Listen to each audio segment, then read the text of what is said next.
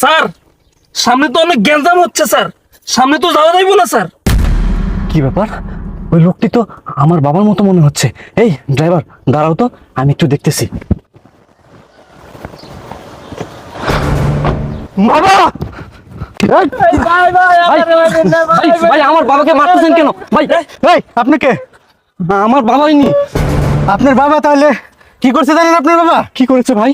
আপনার বাবা ওনার দোকান থেকে খাবার চুরি করে নিয়ে আসছে, প্লাস ওনার গেঞ্জি দেখেন তাই না সিরে করছে কি।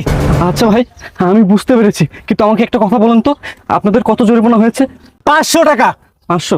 আচ্ছা ঠিক আছে, এই নিন। আমার দেওয়া লাগবে না আঙ্কেল, আপনি টাকা নেন। টাকা বুঝে পাইছেন? হ্যাঁ বাবা বুঝতে পারছি। এখন ওনার বাবার ওনার যা ইচ্ছা তা করুক, চলেন আমরা যাই। বাবা তোমার